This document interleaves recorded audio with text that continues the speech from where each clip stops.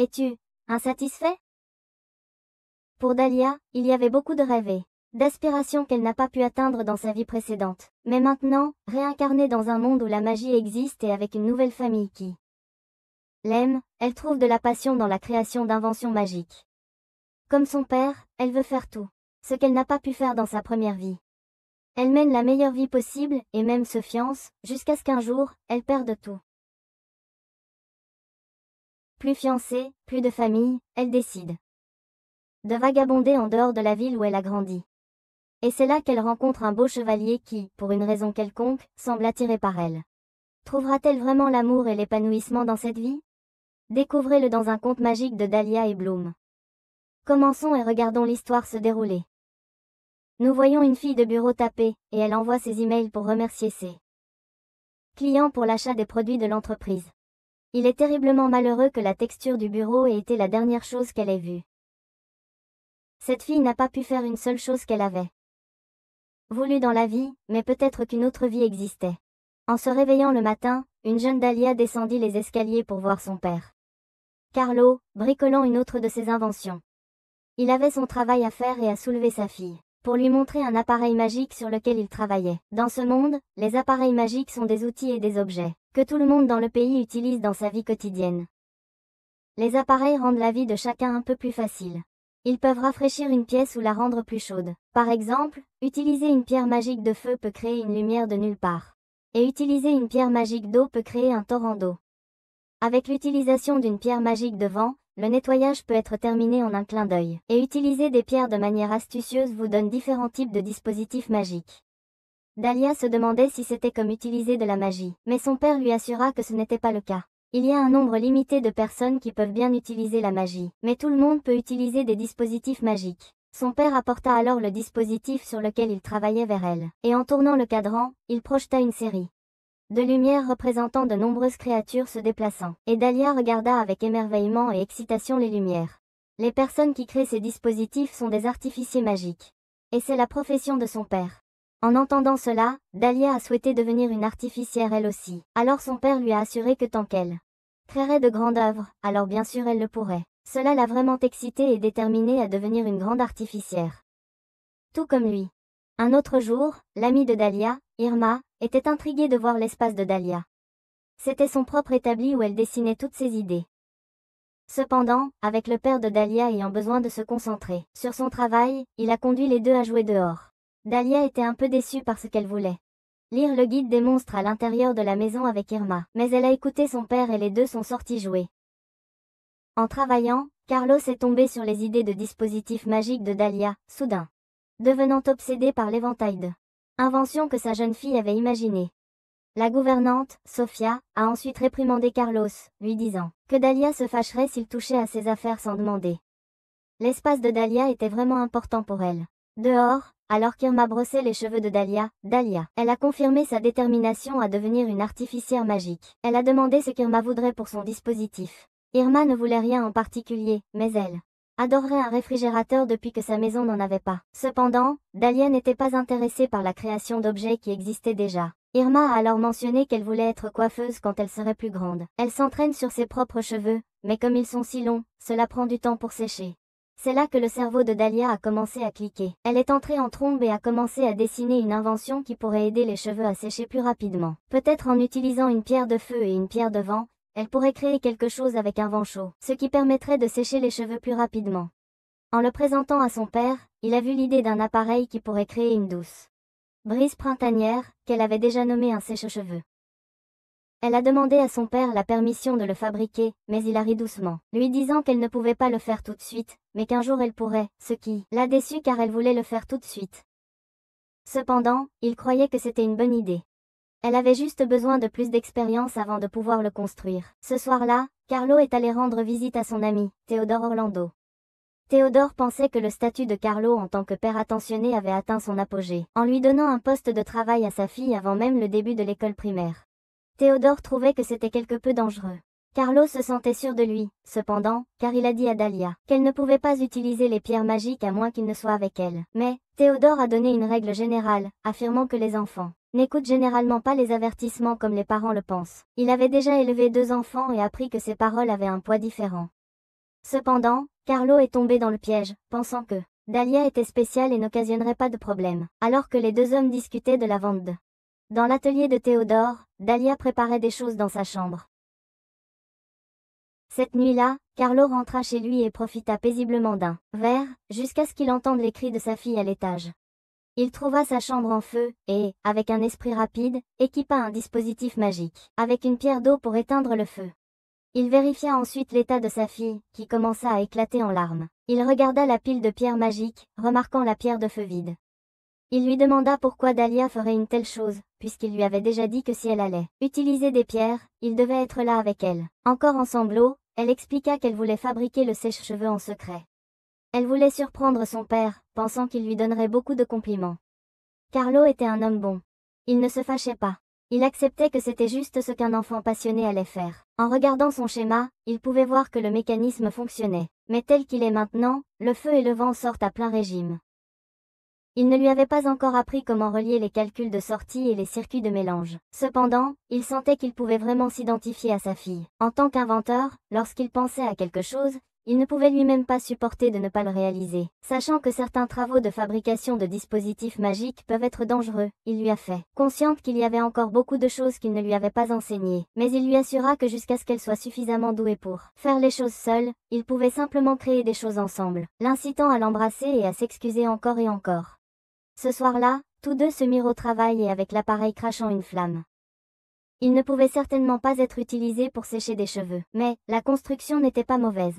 Carlo détermina qu'il avait juste besoin d'un circuit magique, pour limiter l'énergie et produire une douce brise chaude.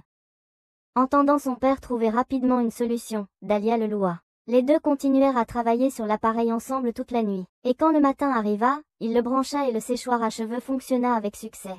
Les deux trinquèrent pour célébrer leur victoire.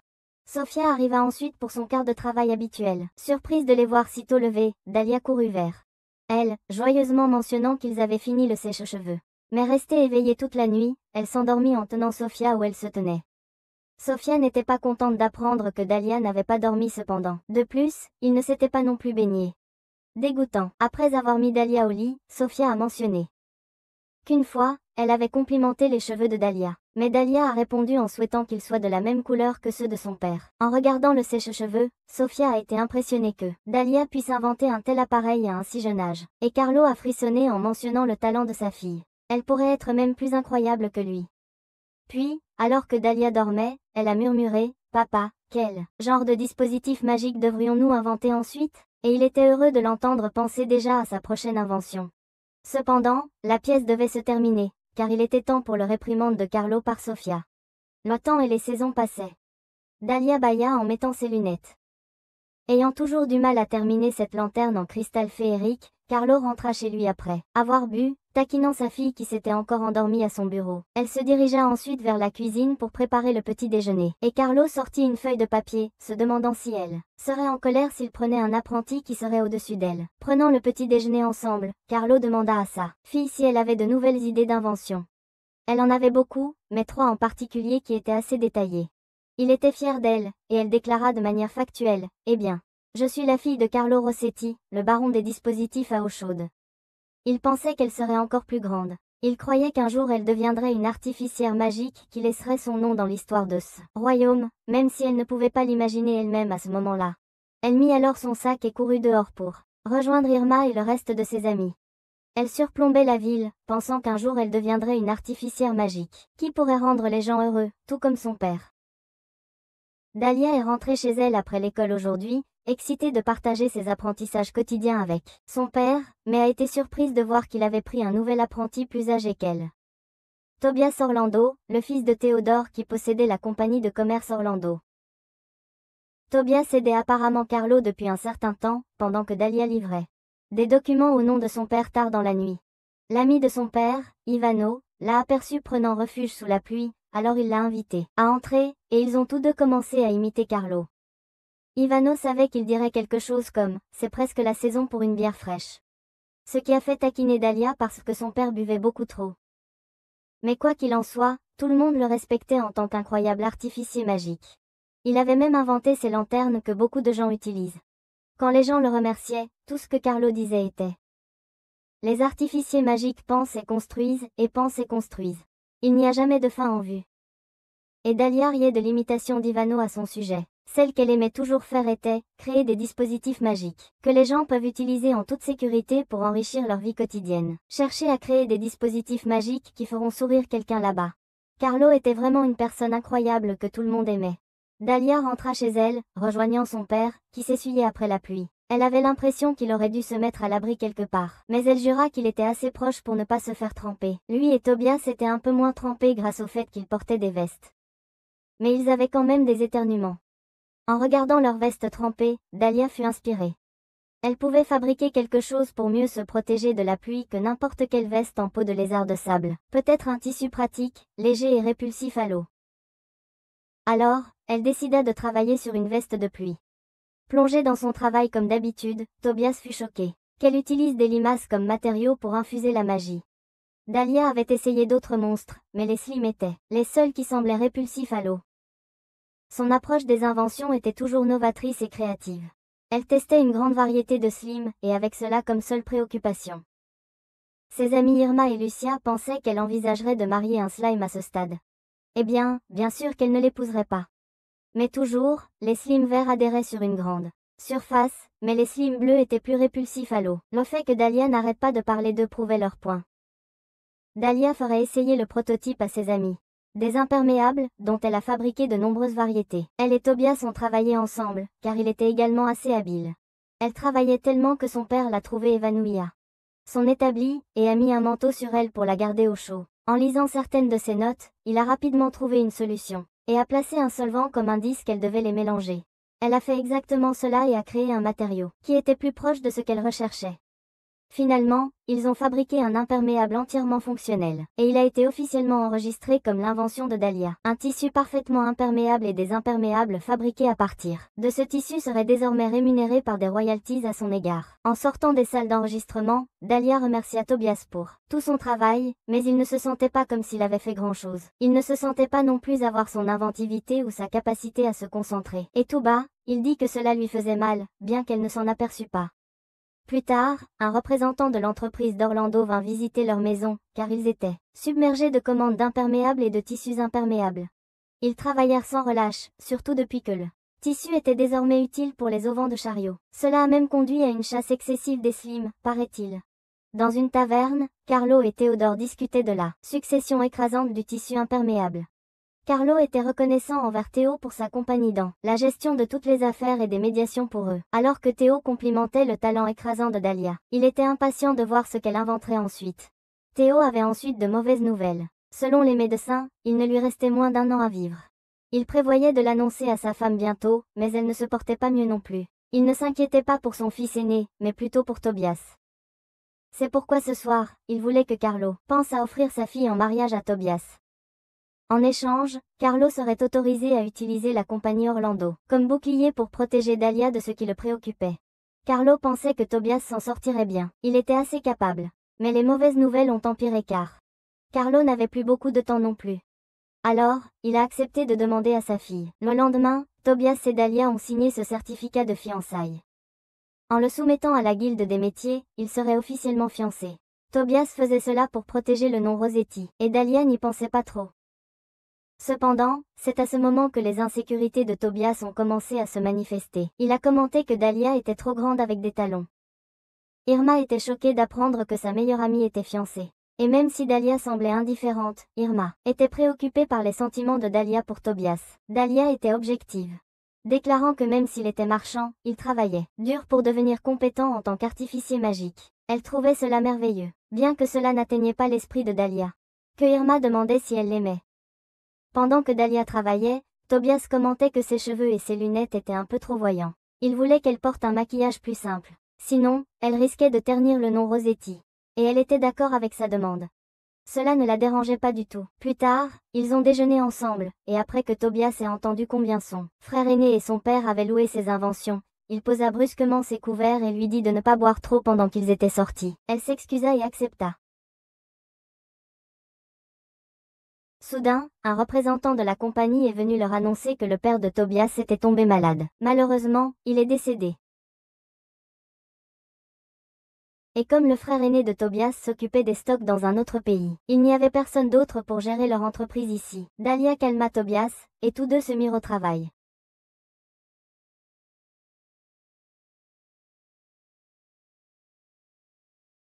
Ensemble pour maintenir la société du mieux qu'ils pouvaient. Les saisons passèrent jusqu'à une nuit. Dahlia rencontra son père à la taverne. Il lui demanda si elle allait boire aussi. Cependant, elle s'abstint à cause de la demande de Tobias. Les choses à la société Orlando s'étaient arrangées. En partie grâce à l'apport de Carlo également. Dahlia se souvint alors qu'il y a un an à peu près à cette époque. Son père avait été trempé sous la pluie et elle avait commencé à travailler sur les imperméables. Carlo se souvenait très bien du regard excité sur son visage. Pour Dahlia, les mots qu'elle vivait étaient ceux de son père disant qu'elle devait toujours créer des dispositifs magiques qui faisaient sourire les gens. C'est alors que l'idée lui est venue. Carlo pensait que celui qui lui avait appris cela devait être incroyable. Cependant, elle sentait que celui-ci devrait boire un peu moins. Elle versa alors un verre, demandant à son père de garder cela secret de Tobias. Un jour, en regardant par la fenêtre avec Ivano, Carlo commença à se remémorer tous les moments qu'il avait passés avec sa fille. Il l'aimait tant. Elle lui apportait une joie incroyable. Et quand il s'est soudainement évanoui sur le sol avec Ivano appelant un médecin. Tout ce que Carlo se demandait, c'était quel genre de dispositif magique elle voulait fabriquer ensuite. Dahlia s'est précipitée vers l'endroit où son père était, retenu, découvrant qu'il avait malheureusement disparu. Ivano a décrit qu'il était mort de la même manière qu'il l'était toujours, souriant et plaisantant avec une expression douce. Cette nuit-là, elle a pleuré sur son établi, et la poussière qu'elle portait a coulé lors de ses funérailles. Quand tout le monde est parti, elle est restée pour veiller sur sa tombe, même sous la pluie. Néanmoins, la vie continue. Dahlia sourit en regardant le même type de dispositif que son père lui avait montré quand elle était petite, et s'en alla. Elle était heureuse de voir Tobias, qui lui a demandé d'apporter ses papiers de mariage non signés. Mais avant qu'elle puisse les signer, il s'excusa. Car il voulait rompre leurs fiançailles. Il a trouvé le véritable amour avec quelqu'un d'autre. Et cela a laissé la mâchoire de Dahlia grande ouverte. Les choses sont rapidement devenues sombres. Dahlia a demandé avec qui? Tobias a répondu, Emilia Talini, la réceptionniste de la société Orlando. Dahlia s'est alors rapidement levée, acceptant la dissolution de leurs fiançailles. Et ils pourraient faire finaliser leur formulaire demain à la guilde commerciale. Cependant, Tobias avait toujours un regard honteux, car il y avait plus qu'il devait demander à Dahlia concernant Emilia. Irma et son mari Marcella étaient en colère d'apprendre que Tobias et sa nouvelle copine allaient vivre dans la nouvelle maison de Dahlia. Lui et Dahlia étaient fiancés depuis 2 ans à ce moment-là. Alors comment pouvait-il amener la femme avec qui il avait une liaison? Dahlia allait bien. Enfin, aussi bien qu'une femme dans cette situation pouvait l'être. Tobias ne l'a pas fait pleurer, et elle se sentait contente. Irma et son mari se sentaient en colère en son nom. Elle ne voulait tout simplement pas s'occuper de déménager ses meubles de la nouvelle maison. Donc, Marcella a eu la gentillesse de prendre en charge la tâche. Dahlia a ensuite dit à Lucia. Lucia s'inquiétait si Dahlia allait bien aussi, mais elle trouvait cela logique. Elle avait toujours su que Dahlia n'était pas amoureuse de Tobias non plus. Les deux s'étaient toujours parlé avec des tendances familiales. Cependant, Dahlia ne parlait jamais particulièrement d'amour de lui. Le seul sujet amusant qu'ils avaient été sur des dispositifs magiques ou des matériaux de monstres. Il était 2 heures, et à la guilde des marchands, ils avaient la vice-présidente de la guilde, Gabriella, et Ivano, l'administrateur original du contrat, en tant que témoin pour l'annulation de leur engagement, et Dominique en tant que notaire. D'abord, le compte bancaire conjoint de Dahlia et Tobias a été fermé et liquidé. Ensuite, Tobias a versé des réparations à Dahlia, étant celui responsable de la dissolution de leur engagement, et 28 sur les 50 pièces d'or qu'elle avait mises sur leur maison. Car il avait besoin de plus de temps pour rassembler le reste. Le notaire a recommandé de ne pas accepter cela, car changer la propriété de la maison avant le paiement complet pourrait poser problème. Dahlia a suivi ces mots, et cela a fait éclater Tobias. Puisqu'il avait promis à Amelia qu'elle pouvait vivre avec lui immédiatement, Gabriella l'a calmé, car sûrement en tant que quelqu'un qui hérite de l'entreprise de son père, il pouvait simplement puiser dans les fonds de l'entreprise. Après cette épreuve, Ivano a demandé à Dahlia si Tobias avait toujours été si impulsif par nature. Mais personnellement, elle ne l'avait jamais vu agir de cette manière auparavant. Je pense qu'il y avait plein de signes que ce gars allait être contrôlant et impulsif, pour être honnête. Même en déplaçant ses affaires, Tobias avait ruiné le nouveau lit qu'ils avaient acheté ensemble et rempli la maison avec les affaires d'Amelia avant qu'il ne soit légalement autorisé à le faire. Dahlia a finalement tout déménagé et est retournée dans la maison qu'elle avait toujours connue. Le mari d'Irma a offert à Dahlia de dîner chez eux, mais elle a refusé. Alors il a donné à Dahlia un cadeau de la part d'Irma, sachant qu'elle refuserait probablement. Tout le monde souhaitait le meilleur à Dahlia, et si ce n'était pas elle personnellement, c'était tous les adultes qui devaient une dette de gratitude à son père. Elle a commencé à déballer, et quand ce fut terminé, elle était épuisée.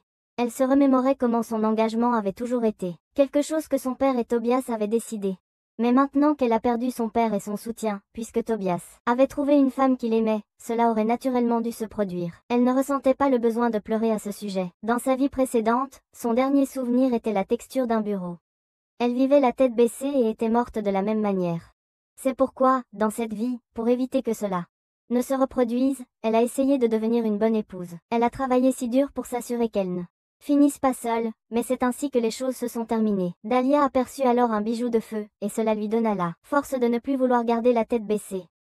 Désormais, elle voulait dire ce qu'elle aimait et ce qu'elle n'aimait pas. Heureusement, elle adorait son travail de fabricante de magie. Elle n'avait pas à se forcer pour être avec qui que ce soit. Elle voulait vivre sa deuxième vie comme elle le souhaitait, du mieux possible. En mangeant la nourriture que Marcella lui avait donnée, cela rappelait à Dahlia son père. S'il était encore là, elle est sûre qu'il serait aussi en colère. En train de boire et l'aider à rire de toute cette situation. Il aurait ébouriffé ses cheveux et lui aurait dit de bien manger. Elle a également repéré un gâteau de la part de Lucia, ce qui lui a rappelé encore une fois toutes les personnes qui étaient là pour elle. Alors, elle a trinqué pour eux et pour son père. Pendant qu'Irma coiffait les cheveux de Dahlia, elle mentionna qu'Amelia, étant la fille d'un noble, avait sûrement délibérément laissé son pendentif sur la coiffeuse de Dahlia. Ça a énervé Irma. Parce que les femmes qui volent les hommes sont très calculatrices. Elle pensait que Dahlia avait plus de raison d'être en colère. Dahlia était d'accord, mais au milieu de toute cette paperasse, elle a un peu cessé de s'en soucier. Elle voulait oublier aussi vite que possible. Irma lui dit, c'est juste. Tout homme ayant si peu de confiance en lui qu'il forcerait une femme à avoir l'air plus simple devrait être oublié immédiatement. Et c'est un fait, les amis. Irma était convaincue que Dahlia trouverait quelqu'un de mieux bientôt. Dahlia n'était pas intéressée par la romance en ce moment, mais elle était heureuse de revoir ses cheveux rouges vifs. Ensuite, les deux ont pris un café et un gâteau, et quand le soir est arrivé, Dahlia prévoyait de rester enfermée dans sa tour un moment, maintenant inspirée pour inventer d'autres choses. Demain, elle pensait même rassembler des matériaux dans la forêt. Le lendemain, elle s'est déguisée en homme et amie. Un dispositif de changement de voix pour sonner comme un homme aussi. Elle était bien préparée, avec une pierre magique à lancer pour gérer des monstres et un couteau comme dissuasif contre les voleurs. Arrivée à la forêt, elle s'arrêta brusquement, surprenant un vol d'oiseaux en fuite. Un homme en armure rouge est tombé du buisson devant elle, implorant désespérément de l'eau. Dahlia lui en donna, et il la remercia avant de s'évanouir. Sa plus grande préoccupation était la blessure à son épaule gauche. Elle prépara rapidement une potion qu'elle lui administra, et ses blessures disparurent. Il promit de la rembourser lorsqu'il serait de retour dans la capitale royale. Il se présenta ensuite avec grâce sous le nom de Wulfred Scalforado, membre des forces de répression des monstres des chevaliers. De plus, le plus jeune enfant d'un noble de rang inférieur. Dahlia fut un peu surprise par son apparence attrayante. Dahlia se présenta comme Dahlia. Une simple citoyenne. Pas du tout une fille.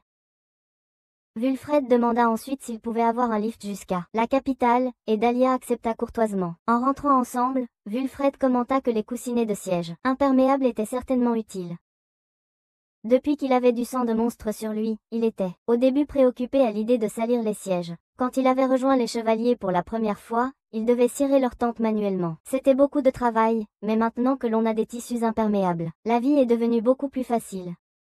Il appréciait aussi les imperméables, mais il notait que leur durabilité posait un problème. L'idée d'inventer des vêtements avec un nouveau matériau pour faire tourner la tête de Dahlia. Ils firent une halte rapide à la rivière pour que Wulfred puisse se laver le sang des yeux. Et après avoir vu son visage propre, Dahlia est devenue plus fixée sur les beaux yeux de Wulfred. En le voyant enlever son armure, elle s'est mise à stresser et a dû se détourner de lui. Alors que Wulfred continuait à nettoyer, Dahlia préparait leur repas, un séchoir, pour les vêtements de Wulfred, et lui a proposé un des vieux manteaux de son père. En le voyant entièrement propre, Dahlia a de nouveau dû se détourner, se recentrant sur le fait qu'il devait manger. Pendant leur repas, Dahlia a interrogé Wulfred sur son armure écarlate. Il a pris la position d'avant-garde car il était rapide sur ses pieds. Elle savait que ceux qui portaient l'armure rouge dans la force de répression avaient le travail le plus mortel, puisque l'armure les faisait tellement ressortir. Ils étaient souvent utilisés comme une distraction pour attirer les monstres. Elle éprouvait vraiment de la sympathie en sachant que des hommes dans la position de Wulfred étaient susceptibles de mourir. Essayant de faire la conversation, Wulfred a mentionné que s'il oubliait que son manteau était tout ce qu'il portait, il pourrait accidentellement l'enlever devant une dame en vil sang.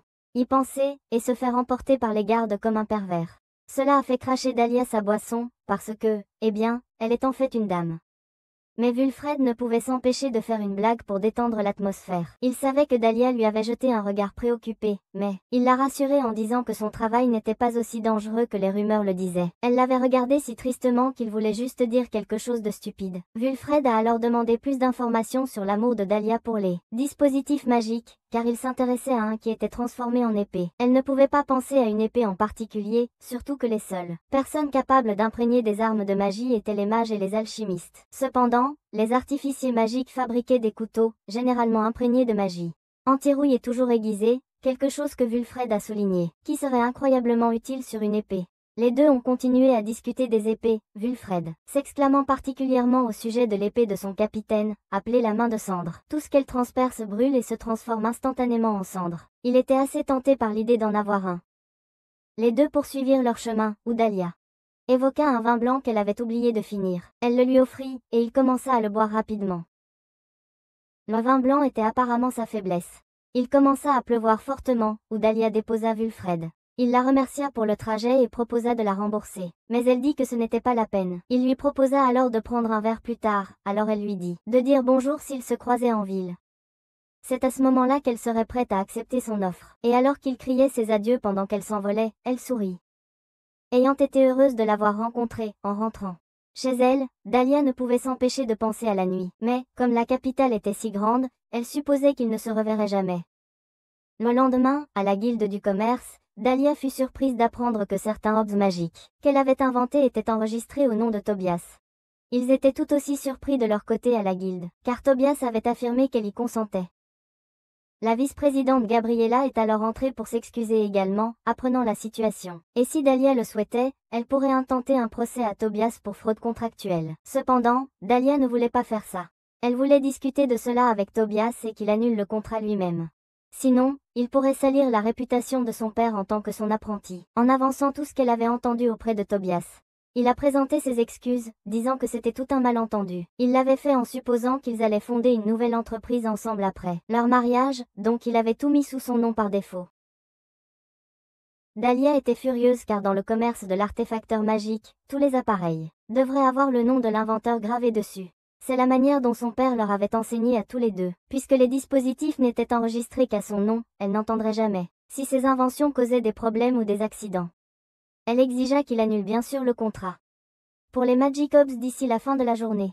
Tobias s'y opposa quelque peu honteusement, lui rappelant que c'était quelque chose qu'elle avait créé alors qu'ils étaient encore fiancés. Il demanda à laisser l'enregistrement tel quel et offrit d'acheter les droits. Mais Dahlia refusa et le menaça ensuite d'un procès. Cela poussa Tobias à lui demander si elle lui en voulait parce qu'il avait rompu leur fiançailles. Elle a répondu qu'en tant qu'artificière, elle trouvait plus déplorable le fait qu'il ait changé leur enregistrement et qu'elle l'avait toujours considéré comme l'apprenti senior de son père. Il est devenu évident que Tobias était celui qui était plein de ressentiment. Dahlia l'avait toujours vu comme son apprenti senior plutôt que comme son fiancé. Après avoir mis fin à ses affaires avec la compagnie de commerce Orlando, Tobias s'est confié à sa nouvelle fiancée, Amelia. Il était toujours abattu par le fait que Dahlia ne l'ait jamais aimé.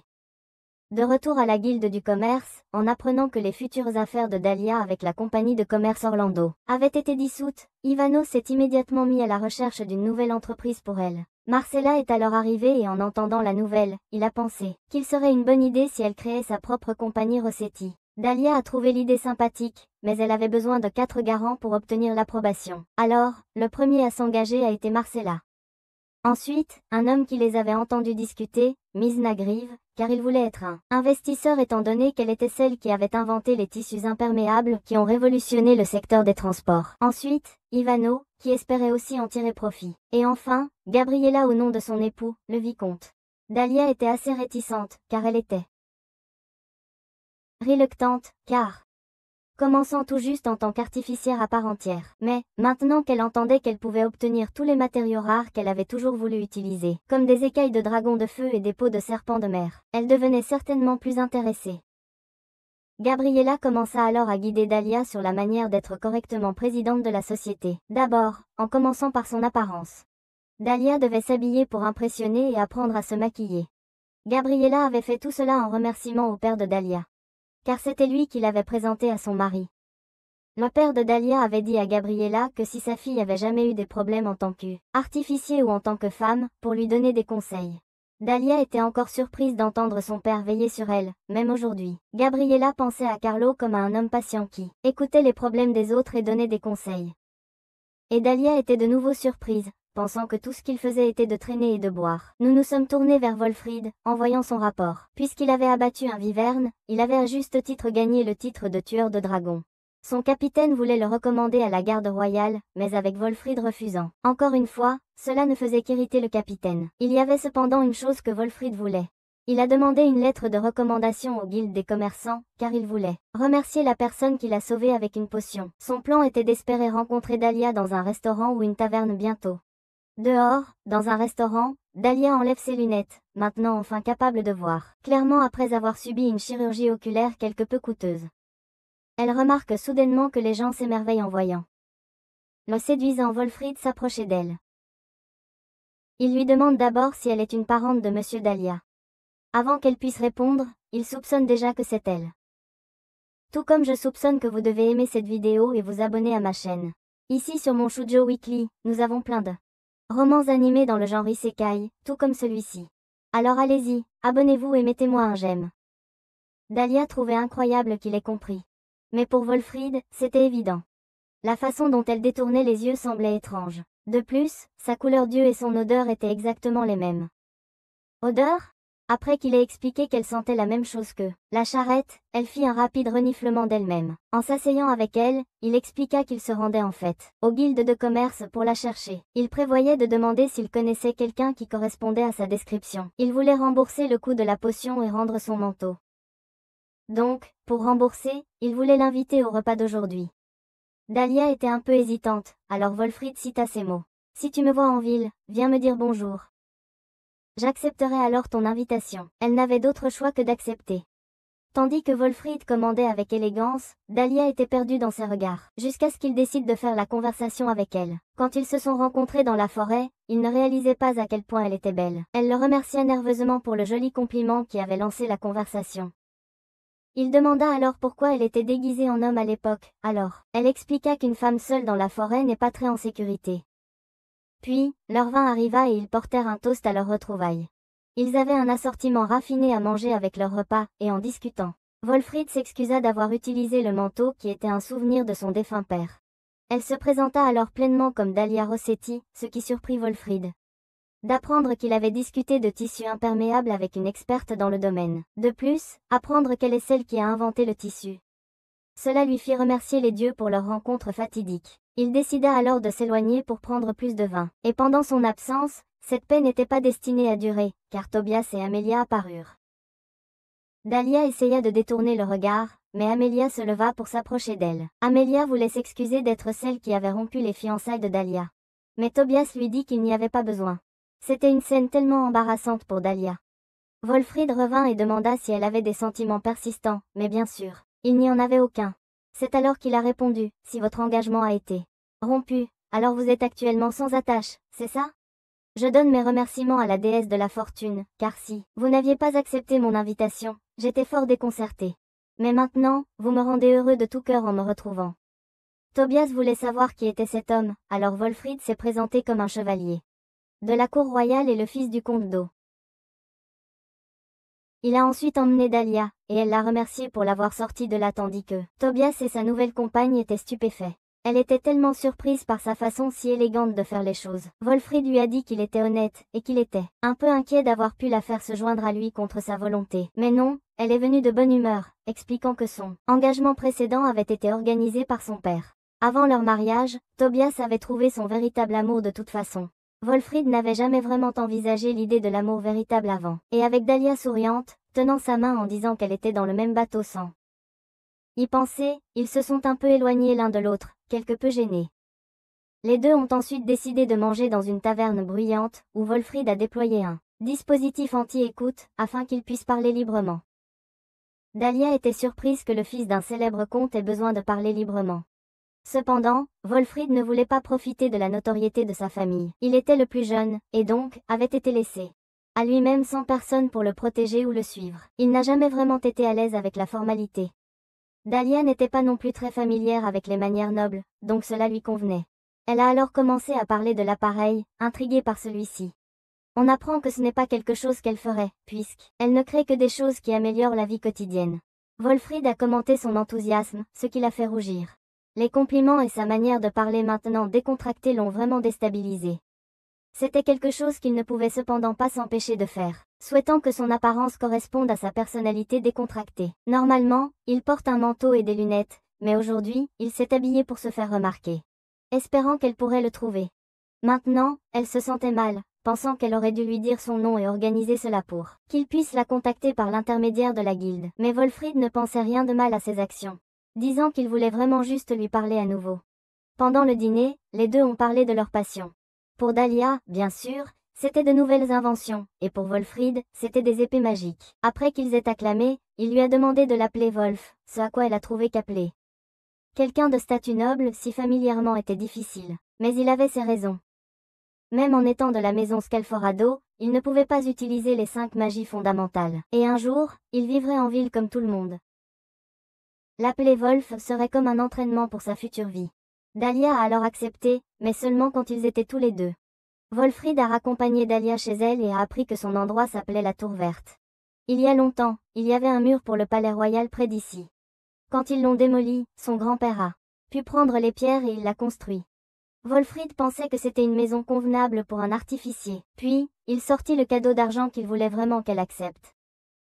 Il lui demanda ensuite de le revoir demain pour rendre le manteau et aller dans un magasin de dispositifs magiques spécial dans le quartier nord appelé l'œil droit de la déesse. Dahlia savait que c'était un magasin exclusif sur invitation seulement. Elle était heureuse d'y aller, et après lui avoir souhaité bonne nuit, il lui souhaita la même chose. Dans ses rêves, Dahlia se souvenait de son père, buvant joyeusement à côté de la climatisation. Elle a toujours pensé qu'il était joyeux et paresseux. Plus tard dans la matinée, elle fut surprise que le loup se présente à sa porte un peu tôt. Il a commencé son voyage ici tôt car c'était assez loin de chez lui. On dirait qu'elle était un peu trop rapide. Les deux ont chevauché ensemble, et en bon gentleman, il lui a pris la main en descendant de la charrette. Mais cela les a tous les deux rendus un peu nerveux. Alors qu'il s'apprêtait à mettre ses lunettes, des filles ont commencé à crier sur à quel point il était magnifique. Il s'est donc excusé auprès de Dahlia d'avoir causé une scène. Mais cela ne l'a pas dérangé. Dans la boutique, Dahlia s'émerveillait devant la vue des inventions exquises. Elle apprit que le propriétaire était un baron nommé Oswald Zolba, et reconnaît immédiatement qu'il était celui qui avait inventé la climatisation. Oswald salua les deux, et après avoir appris qu'elle était la fille de Carlo, nous apprîmes que les deux avaient été à l'école secondaire ensemble, et se voyaient souvent lors des rassemblements de barons. Dahlia et Oswald se plongèrent dans leur discussion sur les dispositifs magiques, oubliant même Wolf par accident. Il présenta alors à Wolf quelques bracelets magiques qu'il avait commandés, et pendant que Wolf les faisait redimensionner à l'arrière, Oswald profita de cette occasion pour donner à Dahlia son propre abonnement pour entrer dans la boutique quand elle le voulait. Apparemment, il devait une dette à Carlo. Carlo avait dit un jour, si ma fille vient un jour dans ta boutique, j'espère que tu lui montreras tes appareils magiques. Mais si elle ne le fait jamais, alors garde le secret jusqu'à ta mort. Oswald était heureux maintenant, car quand il rencontrerait finalement Carlo au paradis, il pourrait lui dire qu'il avait remboursé sa dette. Dahlia voulait en savoir plus, alors Oswald expliqua que quand il était jeune, sa femme s'était enfuie avec le travailleur de l'atelier et avait emporté tout son argent. Il hésitait entre fermer boutique ou s'endetter considérablement. Et c'est alors que Carlo est arrivé. Dans un bar, il lui a tout raconté. Carlo lui a reproché de faire fausse route en disant que la meilleure chose à faire était de trouver une nouvelle femme. Dahlia ne pouvait presque pas y croire. Mais Oswald est allé plus loin, expliquant que Carlo avait sa propre jeune dame qu'il adorait. Elle se demandait de quel genre de vantardie il s'agissait. Mais après avoir bu, Carlo l'a emmenée dans la tour verte où Oswald avait rencontré une jeune Dahlia, vraiment une belle jeune dame. Et voir les deux lui apportait de la joie. Carlo lui avait dit que sa fille était sujette à des éruptions cutanées dues à la chaleur parce qu'un manque de circulation d'air rendait la tour chaude. C'est alors qu'Oswald a inventé le climatiseur pour remédier à cela. Et grâce au succès de cette invention, il a pu reconstruire son atelier. Cependant, il trouvait cela dommage qu'il ne puisse que boire avec Carlo lors de rassemblements stériles. S'il avait su que Carlo allait bientôt partir, il l'aurait invité plus souvent. Mais se demandait si Carlo ressentait ce même sentiment d'amitié comme lui. Dahlia a cependant apporté une conclusion à Oswald, expliquant que son père buvait tout le temps devant le climatiseur. Il avait souvent même acclamé le nom d'Oswald. Dahlia était certaine que c'était comme si son père buvait avec lui. Entendre que Carlo avait fait cela tout le long avait fait pleurer Oswald. C'était une autre personne touchée par le grand, chaud désert d'eau. Oswald lui serra alors la main, disant à Dahlia de revenir quand elle voulait. Dehors de la boutique, Dahlia retourna sa carte de membre, pour voir l'écriture de son père. Elle se rappela à quel point il semblait désordonné en revenant chez lui après ses nuits de beuverie, et pleura, disant que ce n'était pas juste qu'il ne lui montrait son bon côté qu'après son départ. En s'asseyant pour prendre un verre, Dahlia a pu se confier à Wolf, n'imaginant jamais qu'elle entendrait des histoires sur son père dans un endroit comme ça. Cela faisait 1 an à ce moment-là qu'il était décédé. Wolf a alors demandé à accompagner Dahlia lors de ses futures visites au magasin. Non pas parce que Dahlia avait fait quoi que ce soit d'inapproprié, mais parce qu'en tant que noble, Oswald n'avait aucun scrupule à prendre plusieurs épouses. Il avait déjà 2 femmes de l'âge de Dahlia, et Wolf avait peur qu'Oswald essaie de la séduire aussi. Cependant, elle a nié toute possibilité que cela se produise. Les deux ont continué leur journée ensemble, décidant de se diriger dans une aire de restauration pour le déjeuner dans le district central. Dahlia leur a pris de la porchetta et des crêpelles, tandis que Wolf leur a acheté de la bière. Et bon sang, ça a l'air bon. À la grande surprise de Dahlia, Wolf lui a présenté une bague de résistance, désireux qu'elle la porte chaque fois qu'ils sortent manger. Parce que quelqu'un pourrait essayer de l'empoisonner pour l'atteindre, puisqu'il venait de la noblesse, bien sûr. Je pensais que c'était un geste romantique, cependant, les deux le voyaient comme quelque chose de platonique et rien de plus. En mangeant la nourriture, Wolf l'a apprécié davantage que les restaurants où il mangeait. Dahlia était ravie qu'il l'aime, car c'était aussi un favori de son père. Avec les boissons qui venaient à manquer, Wolf pensa qu'il pourrait en prendre une autre. Alors Dahlia se chargea d'en acheter plus, même s'il lui avait proposé en premier. Probablement à cause du déguisement qu'il devait porter. En voyant un petit garçon heureux traîner sa mère autour, Wolf se remémora sa propre mère, qui était une courageuse chevalière et une source d'inspiration. Près des stands de nourriture, Dahlia subissait des avances d'un homme inconnu. Wolf allait intervenir pour la sauver. Cependant, Dahlia frappa en premier en utilisant un bracelet magique pour invoquer une colonne de glace, effrayant l'homme qui la prit ensuite pour une mage. Les gens autour d'elle pensaient qu'elle était plutôt incroyable, avec le propriétaire du magasin, présentant 2 bières pour elle et son petit ami. Dahlia a regardé, remerciant le vendeur, mais répondant. La prochaine fois, elle et son ami viendraient ensemble. Mince, il a été mis dans la friend zone. De retour à leur banc, Wolf s'est excusé, pensant qu'il aurait vraiment dû leur faire des remplissages. Mais Dahlia allait très bien, surtout puisqu'elle voulait tester l'anneau de gel de toute façon. Cela lui a donné l'idée de fusionner la magie de gel dans une épée. En parlant d'épée, Wolf allait récupérer la sienne à la boutique d'armes en rentrant. Dahlia a alors demandé à se joindre à lui car son père ne l'avait jamais laissé aller dans une boutique d'armes auparavant. Il lui avait interdit après un incident particulier où, en fréquentant l'académie, elle avait été brûlée par un slime. Son esprit avait vagabondé, développant le tissu imperméable, et elle avait mélangé un slime noir à la main.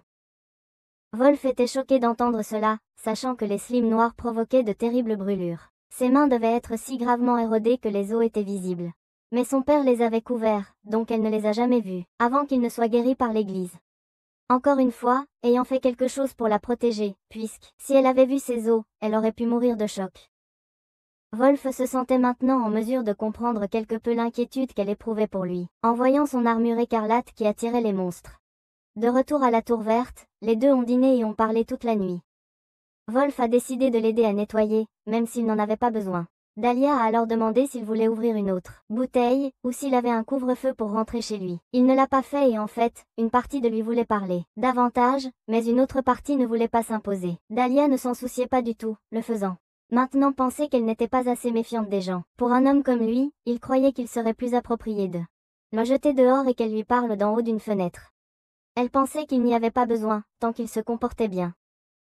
Elle savait qu'il n'essayerait pas de flirter avec elle. C'est pourquoi elle l'a invité à entrer. Tous les deux étaient stupides en matière de romance, puisque Dahlia avait toujours été absorbée dans des dispositifs magiques, tandis que Wolf était avec des épées. En vérité, elle était la première femme avec qui il pouvait parler si intimement. Toutes ses amitiés avaient tendance à s'effondrer à cause de problèmes impliquant des femmes. Il y avait une fille qu'un de ses amis aimait et qui s'est révélée être amoureuse de lui, et cela a détruit leur amitié. Puis, la petite amie d'un autre ami a déclaré qu'elle l'aimait, et leur amitié s'est effondrée. La sœur d'un autre ami a continué à lui faire des avances, bien qu'elle ait un fiancé. Quand Wolf l'a rejetée, elle a menti et a dit qu'il la poursuivait. Et son ami a cru que sa fiancée l'avait frappée, mettant ainsi fin à une autre amitié. Ces jours-ci, il assiste aux fêtes avec une duchesse veuve qui est comme une tante pour lui. Le garde du mari de la duchesse était celui dont la mère de Wolf avait servi. La femme s'était toujours occupée de lui. Dahlia a alors demandé s'il détestait vraiment autant son visage. À quoi elle a répondu: oui, je le hais. À l'église, on m'a dit que mes yeux étaient une bénédiction des dieux. On dit que les yeux dorés attirent la faveur des gens. Mais ces jours-ci, je pense qu'il voulait dire la convoitise. Dahlia a alors pensé résoudre ce problème en lui donnant un moyen de cacher ses yeux. Elle voulait l'aider en développant un dispositif magique. Son plan était d'imprégner des lunettes avec un cristal de fée, car il avait la capacité de bloquer la perception. Alors peut-être que cela pourrait changer la façon dont les autres voyaient ses yeux. Ce serait un défi difficile, alors elle voulait qu'il le considère comme une expérience. Elle se mit au travail, imprégnant des lentilles avec un solvant de cristal de fée. Ce furent les paroles de son père qui lui rappelèrent qu'elle devait parler aux matériaux. Pendant qu'elle les manipulait, leur demander où il voulait aller, quel angle il préférait. Comme un moyen pour elle et le dispositif de se comprendre. Les fées dans le solvant de cristal lui demandèrent ce qu'elle désirait, à quoi elle a répondu pour le bien de Wolf, une façon pour ses yeux d'être moins voyants. Les fées se demandaient pourquoi, puisque ses yeux étaient si beaux. Et elle a répondu pour le protéger de la convoitise et de la méchanceté, mais maintenant tremblante en voyant l'obscurité se manifester autour de lui. Son souhait était que cet appareil protège Wolf, afin qu'il puisse sourire. Les fées ont accepté, à condition qu'elle puisse les guider en toute sécurité vers la lumière. Alors qu'elle faisait face à une obscurité malveillante qui consumait tout, elle s'est réveillée en sueur. Wolf lui a suggéré de prendre une pause, mais la première lentille avait été créée avec succès, donc elle voulait continuer avant de perdre le fil. Elle est repartie immédiatement, se laissant rapidement consumer par l'obscurité en protégeant Fée, réussissant finalement à lui présenter les lunettes. Dans un miroir, ses yeux prenaient maintenant une teinte verte, comme Dahlia l'imaginait. L'esprit de son père, rendant Wolf si reconnaissant qu'il pourrait être capable de se promener en ville de manière plus normale maintenant. Dahlia était certainement contente, bien qu'elle ait failli s'évanouir à cause de l'épuisement de son énergie magique. En se promenant en ville un autre jour, Wolf a enfin pu profiter d'une balade normale. Il s'est assis, repensant à l'époque où sa mère l'avait protégé lors d'un raid de bandits quand il était plus jeune. Elle est morte ce jour-là, et après l'avoir perdue, il a grandi dans un environnement instable. Les filles le regardaient avec affection, tandis que les garçons étaient généralement jaloux de lui. Il se consacra à l'épée dans un effort pour se libérer. Et après avoir rejoint la force de suppression des monstres, l'unité la moins concernée par le statut social, les choses devinrent beaucoup plus faciles. Même maintenant, avec des relations et une vie qui sont suffisamment bonnes pour ce qu'elles sont. Comme une bénédiction et une malédiction, il avait toujours des cauchemars depuis le jour où sa mère fut tuée. Il se demandait souvent s'il avait une épée magique, pourrait-il sauver sa mère dans ce rêve, même si tout ce qu'il avait hérité était son apparence et non sa magie exceptionnelle? En regardant sa nouvelle paire de lunettes, il pensait vraiment que Dahlia était remarquable. N'ayant rencontré que 3 fois maintenant, elle a changé sa vie. Son visage d'artisan, sérieux, couvert de sueur. Le maquillage qui s'enlève était la plus belle chose qu'il ait jamais vue. Cependant, il ressentait que ce n'était pas de l'amour et qu'elle ne le voulait pas. Il voulait rester à ses côtés avec une simple camaraderie et du respect, en tant qu'un de ses amis. Ailleurs, nous nous sommes tournés vers Tobias, qui était complètement perdu alors que son frère aîné, Araneo, demandait ce qui à propos de Dahlia le rendait malheureux. Si c'était juste une question de goût en matière de femmes, alors tant pis. Cependant, Araneo savait que leur relation se dissolvait aussi, ce qui a coupé tous les liens de leur entreprise avec la noblesse. Apparemment, Amelia est l'enfant du frère cadet d'un vicomte et d'une servante. La famille du vicomte lui a versé une somme considérable à l'époque, mais maintenant ils ont officiellement coupé tous les liens avec elle, avec des documents, des preuves. Tobias, secoué, a dit qu'il s'en fichait, affirmant qu'Amelia était toujours Amelia. Araneo ne se souciait pas du tout, mais s'il causait des problèmes avec cette famille, leur entreprise finirait par être fermée, ce qui était certainement une nouvelle surprenante pour Tobias. Araneo expliqua alors la raison pour laquelle leurs parents voulaient qu'il épouse Dahlia. Le père de Théo, Carlo, était celui qui avait demandé à Carlo, car il n'y avait personne dans leur entreprise capable de prendre Tobias comme artificier. Tobias était incrédule, demandant pourquoi Carlo aurait accepté cela, seulement pour apprendre que c'était aussi dans son intérêt, car un artificier compétent sans famille comme Dahlia serait une cible constante pour des personnes peu recommandables, alors ils ont imaginé un moyen pour leur entreprise de protéger les deux afin qu'ils ne se fassent pas remarquer. Tobias était blessé d'apprendre qu'il était en fait un bouclier pour protéger Dahlia en tant qu'artificier. Carlo avait même souvent dit qu'il voulait que les deux se soutiennent mutuellement en tant qu'artificier, ce qui le faisait encore plus chanceler. Plus tard, Wolf est revenu au lieu de Dahlia pour lui remettre ses remerciements accompagnés d'argent et d'un certificat spécial. Un certificat déclarant Dahlia comme amie, qui était également officiellement légalisé. N'est-ce pas un peu excessif? En partant, Dahlia a décidé de l'inviter à revenir une autre fois, où elle a tenté d'infuser la magie avec une épée, ce qui l'a excitée. Parfois, les gens se moquaient d'elle pour n'être qu'une artisane de magie. Elle ne pouvait pas utiliser des magies spectaculaires comme le faisaient les mages. Elle ne pouvait pas fabriquer de métaux rares ou des potions de récupération comme le pourrait un alchimiste. Le développement se faisait par essai et erreur. Et même en créant un bon dispositif magique, il n'y a aucune garantie que quelqu'un en ait besoin. Cela dit, les dispositifs qu'elle a fabriqués pourraient être utiles à quelqu'un, ou leur faire sourire.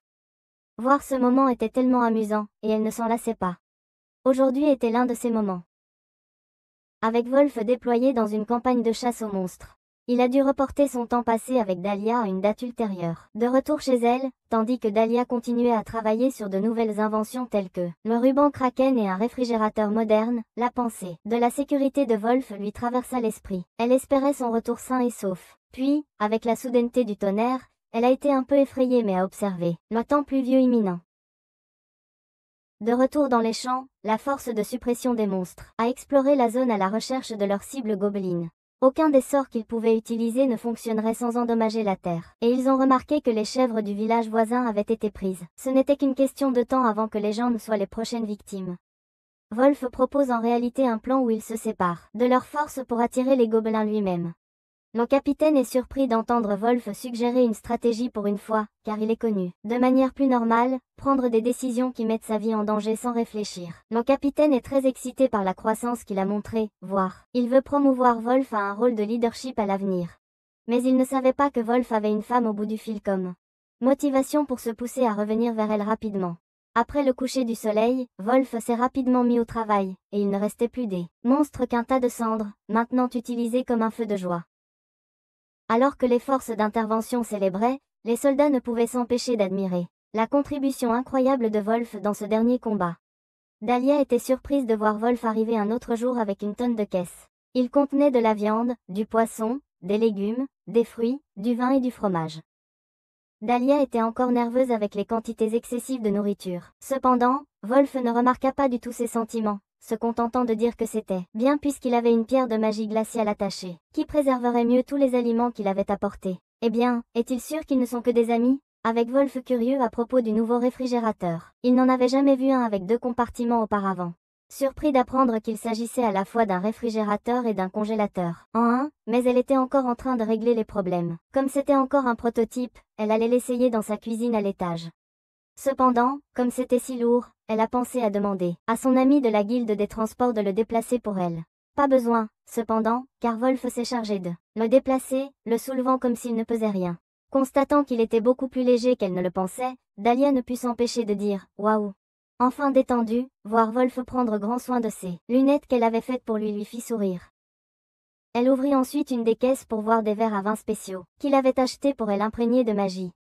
Elle voulait savoir combien elle avait payé, et en entendant que c'était 4 pièces d'or, elle poussa un profond soupir. Elle ne savait pas quoi penser d'un cadeau aussi extravagant. Cependant, c'était un remerciement de Wolf pour les lunettes. Cependant, Dahlia insista en tant qu'amie, elle préférait ne pas se retrouver dans la position de simplement recevoir sans réciprocité. Wolf comprit alors quand elle le formula ainsi. Elle lui vendit donc les lunettes à 2 pièces par paire, pour compenser les verres à vin qu'il lui avait donnés. Et ainsi, ils établirent une relation totalement platonique, un échange non romantique sans aucun sentiment. Les deux ont ensuite cuisiné leur dîner ensemble, et Dahlia a vraiment apprécié la viande de haute qualité que Wolf avait apportée. Il était tout aussi excité, la mangeant sur le contrôle de chaleur précis des plaques qu'elle avait inventées. Il l'a complimenté sur sa petite plaque magique, pensant que s'il l'avait eue pendant sa campagne, beaucoup de ses camarades seraient probablement encore avec lui. Beaucoup de gars ont quitté les forêts à cause de la mauvaise nourriture. Dahlia a alors remarqué que Wolf n'avait pas mangé une seule verdure, poivron, auquel il a commenté qu'il n'en était pas un grand fan. En réponse, elle a remarqué, beaucoup d'enfants n'aiment pas les poivrons verts, n'est-ce pas? Et mon Dieu, l'expression sur son visage. Il a immédiatement fait frire un poivron pour éviter d'être perçu comme un enfant à ses yeux, et même si elle a dit que c'était bien parce que les goûts de chacun étaient différents. Il avait l'impression qu'il devait surmonter cela comme un mur bloquant son chemin. En mangeant le poivron, il a été étonné par le goût délicieux. Était-ce le fait qu'il avait grandi? Ou peut-être que c'était suggéré par quelqu'un qu'il aime? Quoi qu'il en soit, maintenant qu'ils avaient fini leur repas, c'était le moment de se lancer dans la création d'une épée magique. Le loup était tellement excité. Pour commencer, elle lui demanda de démonter l'épée. Elle appliqua ensuite une magie tranchante sur la lame de l'épée courte. Ensuite, on devait appliquer une pierre de magie de l'eau au garde pour le nettoyage, une pierre de magie du vent au pommeau pour la rapidité et la réduction de poids sur le fourreau. Elle avait un peu de mal avec le fourreau en particulier, mais se souvenant d'une technique que son père utilisait, elle y parvint parfaitement. En essayant d'attacher la lame au pommeau, le loup eut des difficultés, se demandant si l'imprégnation de magie n'avait pas modifié la taille des pièces.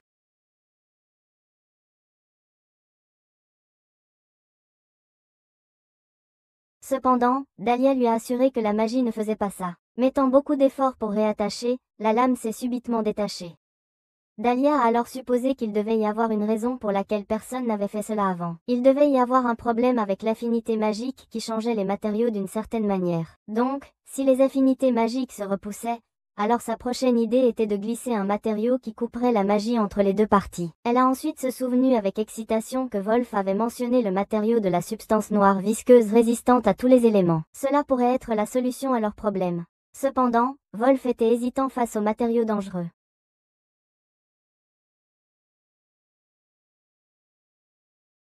Dahlia pensait que c'était bien pourtant. Elle avait des gants capables de résister à l'acide. De plus, il était là pour elle. Elle a ensuite mis les matériaux dans le solvant de boue noire. Et après qu'ils aient adhéré, elle lui a demandé d'essayer de remonter l'épée. Elle s'est fixée sans problème. Bien que cela ait l'air moins magique et plus démoniaque. Wolf pensait que c'était très cool pourtant, comme quelque chose qu'un subordonné d'un roi démon pourrait porter. Avec un simple test de coupe, Wolf pouvait sentir le pouvoir émaner. Mais tenir l'épée trop longtemps faisait commencer à fumer ses gants. La magie était écrasante. Un mauvais mouvement pouvait faire fondre les mains de l'utilisateur. Ils ont alors jeté un morceau de viande dessus. Et ça ne s'est pas juste fondu, ça s'est désintégré. Dahlia n'allait pas le laisser l'utiliser. Elle voulait qu'un spécialiste s'en débarrasse. Cependant, Wolf voulait le garder scellé par la magie, comme un moyen de se souvenir de la toute première épée magique qu'ils avaient fabriquée ensemble. Ensuite, ils ont porté un toast avec des verres de vin. Il voulait définitivement boire en sachant qu'il ne pourrait pas avant sa prochaine campagne. Dans 2 jours, il commencerait la chasse aux grenouilles comme il le faisait toujours à cette période de l'année. En entendant qu'ils avaient traité plus de 500 l'année dernière, Dahlia le remercia pour son service. Ce qui est encore pire, c'est la chaleur. Il n'y a pas de vent dans les marais. Et ils utilisent de la magie du feu, donc il fait incroyablement chaud. Sans parler de la boue que leurs chaussures accumulent. Beaucoup de soldats finissent par avoir des infections fongiques. En entendant cela, Dahlia a donné quelque chose à Lou qui pourrait l'aider avec ses problèmes. Elle ne voulait pas de paiement, mais plutôt un rapport écrit de sa part, qui pourrait l'aider pour un produit fini à venir. N'ayant pas vu Lou depuis 3 semaines maintenant, la duchesse veuve mentionnait. Plus tôt, Althea lui demanda s'il s'était passé quelque chose de sympa récemment. Il expliqua qu'il s'était beaucoup passé, et en rentrant de vacances, il avait rencontré une femme charmante. La duchesse remarqua qu'il était rare d'entendre dire de telles choses et lui demanda plus de détails, et souhaita sa sécurité lors de sa campagne. Regardant la photo qu'elle gardait dans un médaillon de son défunt mari, elle se demande si Wolf savait qu'il était sur le point de contracter une fièvre mortelle d'amour. Est-ce qu'elle se dissiperait rapidement? Est-ce qu'elle le briserait? Allait-il emporter cette romance dans sa tombe? Elle attendait avec impatience de voir comment cela se déroulerait. Dans les champs après avoir enlevé les chaussettes que Dahlia lui avait données, la mâchoire de Wolf en tomba littéralement. Dahlia expliqua que ce étaient des chaussettes à 5 orteils et des insultes qu'elle avait inventées pour absorber la sueur des pieds. Parce que Dahlia leur avait donné un pouvoir de séchage, son père souvent. Il grogna, il fait tellement chaud en été, je ne veux pas porter de chaussettes. Alors elle a créé ses prototypes pour essayer d'aider. Malheureusement, elle ne les a jamais terminés avant ça.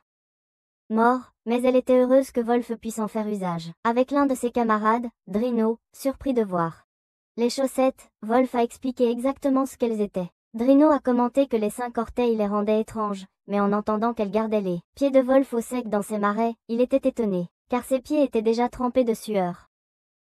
Wolf a proposé une paire à Drino pour qu'il essaie, et Drino était maintenant extatique, ne sentant plus ses pieds transpirer. Wolf vient de demander à Drino de lui faire savoir ce qu'il en pensait plus tard. Entendant cela, un autre camarade a demandé où ses chaussettes et semelles étaient vendues. Déçu de découvrir qu'ils ne pouvaient pas être achetés nulle part puisqu'il était des prototypes.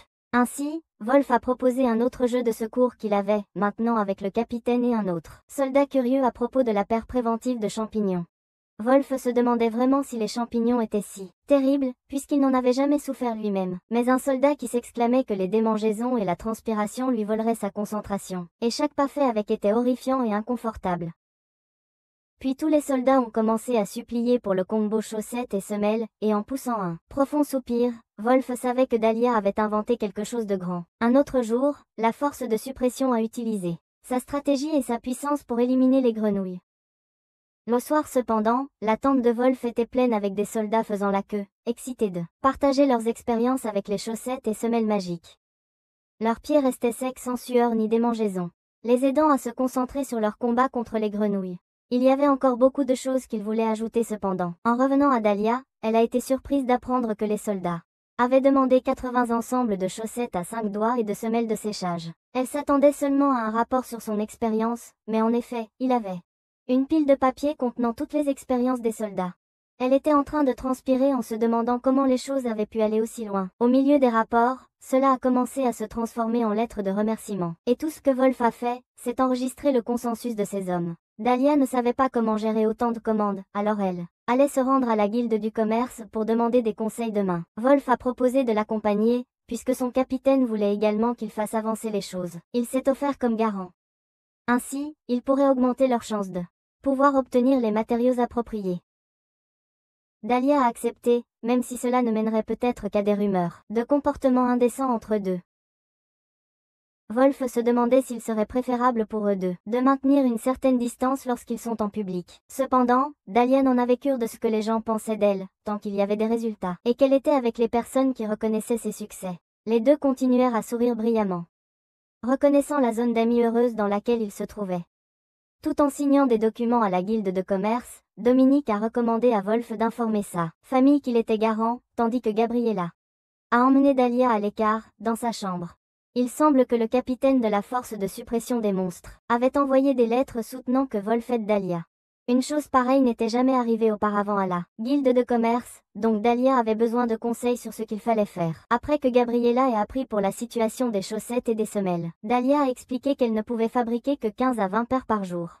Incapable de faire plus, Gabriella pria pour leur succès, tout en suggérant d'engager quelqu'un pour les aider. La table des affaires était pleine de négociations car ils avaient besoin d'autres ateliers pour aider à la production de chaussettes et de semelles. Dahlia conservait les droits sur les produits et gagnait d'énormes pourcentages de royalties sur les ventes. C'était un gros problème car le produit deviendrait si populaire qu'il pourrait même remplacer ce que chaque soldat porte dans le royaume. Ils avaient donc besoin de créer beaucoup d'outils de production pour fabriquer à plus grande échelle. Après cela, Wolf était soulagé que tout semble s'arranger. Mais il avait une suggestion sur la façon dont Dahlia pouvait éviter d'interagir avec les nobles puisque pendant l'accord commercial, elle avait dit à Lord Fortunato, « Je fais confiance et laisse tout entre vos mains. » Quand une jeune femme dit cela à un noble, cela peut être pris comme une expression d'amour. Mais bien sûr, Dahlia voulait seulement dire qu'elle avait confiance dans sa façon de faire des affaires. La raison pour laquelle cela semble romantique, c'est que cette phrase est en réalité apparue dans un feuilleton populaire et ainsi, la cité est devenue à la mode dans les romances. Les nobles femmes le disaient lors de la première nuit passée ensemble. Ce soir-là, Ivana remettait sa démission à la guilde du commerce avec Gabriella. Elle avait vu cela venir depuis qu'il était plus passionné par le fait d'être marchand. Il voulait travailler sous Dahlia pour aider à vendre ses produits, et Gabriella était d'accord, puisqu'il pouvait comprendre quel genre d'homme est Wolf en son nom. Plus tard, Ivana a rencontré Wolf en privé, lui demandant ce qu'il pensait de Dahlia. Wolf a décrit Dahlia comme une incroyable artificière magique et sa bonne amie. Mais se demandait pourquoi Ivana posait la question. Ivana a dit à Wolf qu'il se tenait exactement là où Carlo est mort, et quand Ivana l'a croisé. À ce moment-là, il n'y avait rien qu'il puisse faire. En entendant cela, la mâchoire de Wolf est tombée, mais il s'est mis à genoux et a prié. Il était reconnaissant pour ce peu de connaissances, mais Ivana a dit de ne pas l'être, puisque peut-être il l'avait mentionné pour voir comment Wolf réagirait. Aux yeux d'Ivana, Dahlia est comme une déesse vêtue de prospérité dorée. Il désirait se tenir à ses côtés et aider à faire grandir l'entreprise, et a dit à Wolf qu'il venait de soumettre sa lettre de démission à la guilde commerciale pour faire exactement cela. Il racontait tout cela à Wolf parce qu'il voulait sa recommandation auprès de Dahlia. Wolf demanda à Ivana pourquoi il devrait le faire, ce à quoi Ivana a donné ses références. Il est le fils aîné d'une compagnie de marchands réputés, et a travaillé à la guilde commerciale pendant 16 ans.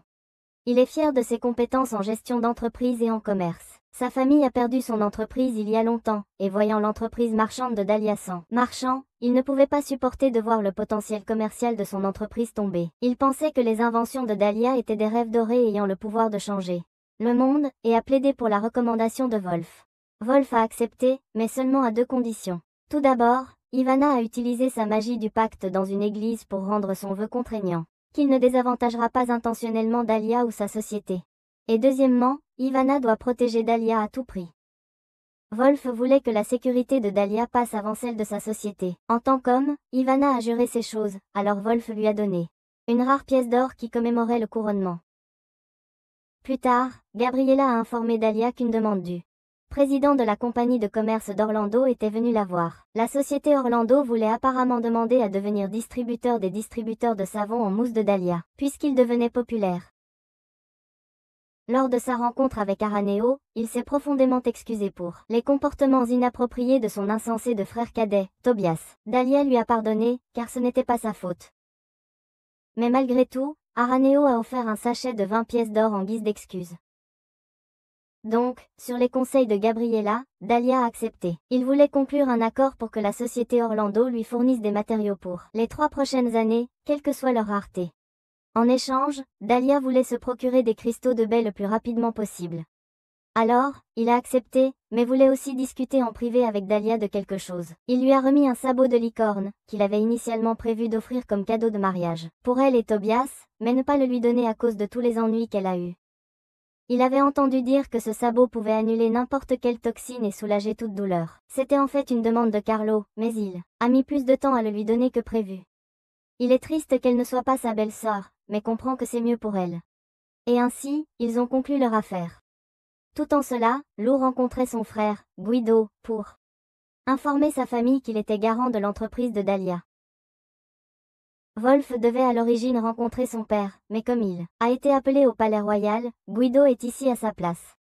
Wolf était d'accord avec ça, puisqu'il était juste venu ici pour présenter sa preuve de garant pour la société Rossetti, qui fera bientôt des affaires avec la force de suppression des monstres des chevaliers. Guido était fier des connexions que Wolf avait établies, et voulait lui faire savoir que leur père avait donné à Wolf cette villa et son personnel pour en faire ce qu'il voulait. Leur père ne verrait pas d'inconvénient à ce qu'il l'utilise aussi pour aider la société Rossetti. De plus, Guido a également proposé de se procurer divers matériaux pour l'artisanat, si jamais Wolf en avait besoin. En posant sa tasse de thé, Guido mentionna que c'était la première fois que Wolf avait tenté de contacter leur père. Wolf n'y avait jamais vraiment pensé, mais avant ce moment, il n'avait jamais été gêné d'une manière qui nécessitait qu'il s'adresse à leur père. Et il n'avait presque aucun souvenir de lui non plus. Leur père permettait à Wolf de vivre sans souci pour la nourriture, le logement ou les vêtements, et même de rejoindre les forces de répression des monstres. C'est tout ce dont Wolf avait vraiment besoin. Guido continua à questionner Wolf sur son mariage, son départ de la famille Scalforado, et s'il prévoyait un jour de renoncer à une armure écarlate et chercher du travail en dehors de la force de suppression. Wolf donnait des réponses aussi simples que l'on pouvait s'y attendre. N'ayant pas de perspective de mariage pour le moment, un jour il aimerait voir le monde en dehors des liens avec sa famille et n'avait pas l'intention de quitter son emploi. Il était plus curieux de savoir pourquoi son frère aîné s'inquiétait tant pour lui maintenant, puisqu'il n'avait pas une telle relation familiale auparavant. Guido s'excusa. Sachant que Wolf l'avait évité tout ce temps, Guido lui-même avait utilisé le manque d'opportunité de parler comme excuse pour fuir jusqu'à présent. Wolf réalisait maintenant que le comportement inexpliqué de son frère provenait d'un sentiment de culpabilité, probablement pour la journée où sa mère est morte. Avec Wolf ayant vu sa mère entourée, il a attrapé une épée pour l'aider. Mais c'était trop tard. En voyant les bandits l'entourer ensuite, il a sauté enragé. Guido s'est senti coupable de ce moment pendant tout ce temps, et il s'excusait maintenant. Parce que si Wolf et sa mère, Dame Vanessa, n'avaient pas protégé Guido et sa mère, il serait mort. Guido ressentait un immense sentiment de culpabilité pour ne pas avoir sauvé Vanessa. Wolf lui a dit de relever la tête et de cesser de s'excuser, puisque Guido n'avait rien fait de mal. Mais Guido continua, pensant que s'il avait combattu aussi, peut-être que la mère de Wolf aurait survécu. Il continue à s'excuser, à la fois en tant qu'homme et en tant que grand frère de Wolf. Mais pourtant, Wolf voulait que son frère retire ses excuses. Sa mère s'est battue ce jour-là parce qu'elle a choisi de le faire. Elle s'est battue pour les protéger tous. Dire qu'il aurait dû mourir à la place n'était pas une façon de rendre hommage au chevalier, Vanessa Scalfarado. Et sur ce, Guido comprit. La tension se calma. Guido pensait que Wolf lui en voulait tout ce temps. Mais Wolf l'a rassuré, ce n'était pas le cas. C'était simplement qu'ils n'avaient pas eu le temps de se rencontrer. Guido se souvient encore du jour où Wolf est sorti et s'est battu alors qu'il était paralysé par la peur. Sa mère s'accrochait pour le protéger et il ne pouvait pas la repousser. Quand il est finalement sorti, Wolf avait tué tout le monde. Mais jusqu'à ce jour, il voyait encore Dame Vanessa et les chevaliers tomber dans ses rêves. Wolf voyait son frère aîné trembler et pensait à toutes les fois où il avait eu le même cauchemar. Guido s'est toujours considéré comme un frère aîné méprisable. Mais maintenant, les deux pouvaient enfin se connecter dans leur douleur. Guido a offert son aide dans les affaires et pour se procurer des matériaux. Et Wolf pouvait obtenir n'importe quel cristal féerique que Guido pourrait trouver. Guido mentionne alors qu'il se sent aussi mal de ne rendre visite à leur père que quelques fois par an. Et il explique que leur père visite également la tombe de Vanessa chaque mois. Wolf était certainement surpris, réalisant que leur père devait aimer sa mère plus qu'il ne le savait. Après tout, Wolf a juste remarqué depuis qu'il a rencontré Dahlia, il n'avait pas eu les cauchemars de la mort de sa mère même une seule fois. Ailleurs, Dahlia faisait des affaires concernant son distributeur de savon avec Fermo de l'atelier Gandolfi. Il était impressionné par la fonctionnalité du distributeur de savon, même en le testant pour se raser. Avec sa performance, il pouvait maintenant voir qu'il y aurait moins de brûlures de rasage et de poils épars avec cet appareil largement répandu. Ils ont fait quelques négociations. Il a ajouté quelques détails, comme agrandir le bec verseur et rendre la bouteille plus solide, car les hommes adultes l'utiliseraient également. Et ainsi, ils se sont serrés la main, devenant co-développeurs du produit. Plus tard ce soir-là, elle insufflait de la magie dans un collier, mais avait des difficultés pour une raison ou une autre. Elle testait le matériau de la corne de licorne, mais cela interrompait constamment son flux de magie. Le lendemain, avant de rencontrer Lou à la porte, elle vérifia ses cheveux. Il lui présenta le livre de sa mère sur l'étiquette à observer lors des conversations avec les nobles, en espérant qu'elle en trouverait un usage. Mais en se dirigeant vers son lieu, il remarqua que Dahlia trébuchait. S'était-elle peut-être blessée à la jambe? Et quand elle se retourna, il remarqua un bleu sur son visage. Et il a tout laissé tomber. Elle a essayé de cacher ça, mais tout ce qu'il pouvait faire était de se demander qui lui avait fait du mal. Il a regardé de plus près, trouvant des ecchymoses sur sa joue droite et des patchs médicaux sur son cou. De la douleur aussi à son épaule. Elle a essayé d'expliquer que c'était le résultat de sa propre imprudence, mais il avait du mal à croire qu'elle avait pu accumuler toutes ces blessures à cause d'une simple chute. Elle a finalement expliqué qu'elle avait été projetée en arrière en utilisant un sort comme cause de tout cela, lui apportant un peu de soulagement face à une potentielle crise cardiaque. À l'intérieur, elle a présenté un bracelet qu'elle avait fabriqué avec une dent de crâne. Les crocs de crâne ont un effet sur la magie du vent, mais lorsqu'ils sont utilisés comme matériaux pour l'imprégnation, ils demandent une quantité énorme d'énergie magique. Elle avait déjà essayé quelque chose comme ça auparavant, mais cela l'avait tellement épuisée à l'époque qu'elle faillit s'évanouir et vomit finalement. Consciente de cela, Lou était surpris qu'elle essaie à nouveau. Mais elle était confiante car sa magie et ses compétences avaient beaucoup progressé depuis 4 ans. Elle a pris des précautions, en imprégnant même un croc dans sa chambre au cas où. Elle a réussi, mais cela l'a complètement épuisée. Et en mettant le bracelet, la plus petite quantité de magie l'a projetée contre un mur. Lou soupira, lui donnant un ultimatum. Elle boit une potion ou il l'emmène à l'église pour guérison. Elle lui a assuré que ce n'était pas si grave. Et avant de faire le bracelet, elle a fait ce collier en licorne, qui réduisait la douleur, donc elle ne ressentait aucune souffrance. Mais quand même, il voulait qu'elle boive une potion, alors elle a fini par céder, en pensant combien de bouteilles de vin cela coûterait pour qu'elle en boive une. Elle a trouvé que c'était un gaspillage. Elle s'est excusée d'avoir fait s'inquiéter à son sujet, mais lui s'est senti également coupable d'avoir touché sans son consentement. Elle ne voulait pas que cela le tracasse, sachant que c'était par souci pour elle. Mais même si elle échouait, elle savait que le pire qui pourrait arriver serait de s'évanouir. Cependant, voyant le bracelet maintenant par lui-même, Wolf voulait l'essayer, pensant qu'il ne serait pas propulsé puisqu'il n'avait pas beaucoup de magie. Dahlia était sûre qu'il allait bien, et avec peu de réserve magique dans son corps. Quand il toucha la bague, rien ne se passa. Dahlia préférait qu'elle soit scellée. Cependant, Wolf l'a convainquit de le laisser garder avec la condition qu'elle soit contractée à lui par le sang, ce qui signifiait que personne d'autre ne pouvait l'utiliser. Malgré les dangers potentiels, Wolf réussit à obtenir de Dahlia avec sa seule faiblesse, sa curiosité envers l'invention. Ils lui ont piqué le doigt et Dahlia a scellé le contre-alliant, faisant de la bague la sienne à lui seul. Dehors, Wolf a testé le bracelet, se propulsant à une hauteur au sommet de la tour. Se préparant après son atterrissage, Dahlia s'inquiétait pour lui. Cependant, il s'est relevé en souriant car il se sentait mis au défi dans son corps, avec la magie de renforcement, et il trouvait maintenant beaucoup plus facile de sauter qu'auparavant. Il a sauté à nouveau, encore et encore, à chaque saut, devenant plus facile pour son corps que le précédent. Mais Dahlia avait besoin qu'il s'arrête avant que quelqu'un ne le voie. Il était ravi de la bague, proposant de la lui acheter. Cependant, elle lui a donné en signe de gratitude pour être devenue garant de son entreprise. Il s'inquiétait qu'elle fasse des expériences plus dangereuses seule. C'est alors que Dahlia a expliqué que seules les personnes qui étaient enregistrées magiquement pouvaient entrer par la porte. Ainsi, ils ont pensé que ce serait une excellente idée qu'il puisse entrer chez elle à tout moment. Elle lui donne les clés, les gars. Après l'avoir officiellement enregistré, Dahlia a donné un avertissement plutôt ominous. Si jamais quelque chose devait lui arriver et qu'elle ne pouvait pas être contactée pour une raison quelconque, il a appelé un garde. Ensuite, Dahlia a décidé de revoir les notes d'étiquette noble, laissées par la mère de Wolf. Wolf s'est tourné vers la page contenant des choses qu'une femme ne devrait jamais dire à un noble, comme « S'il vous plaît, retirez vos gants pour moi. Veuillez me permettre de tenir votre manteau. Je suis si fatiguée de danser. Je ne pense pas pouvoir bouger. Dans ce cas, je pense qu'il serait mieux de rentrer chez soi et de se reposer. Voudriez-vous venir regarder les étoiles par la fenêtre ouest avec moi ?» Wolf devenait tellement dérouté par toutes les formulations suggestives. Il fallut qu'elle arrête de lire. Et Dahlia s'est également beaucoup gênée. La sonnette a alors retenti pour un visiteur, et dehors se trouvait Marcella, apportant des palourdes. À l'intérieur, Dahlia a proposé à Wolf de rester pour le dîner, et heureusement, il avait du calvados à accompagner. La dame ducale Alcéa lui en avait donné pour le partager avec un ami. Les deux ont mangé et bu, célébrant la prospérité de la compagnie Rossetti. Tandis que les deux buvaient le calvados, Wolf expliqua que la reine l'aimait aussi, et qu'Alcéa lui en envoyait chaque année. Apparemment, Alcéa est la sœur cadette de la reine, mais pas de sang royal. Incertaine du nombre de fois où elle pourrait goûter à cette liqueur délicieuse dans sa vie, Dahlia commença à boire avec beaucoup d'entrain. Wolf rit, la comparant à une écureuil, ce qui la rendit un peu gênée.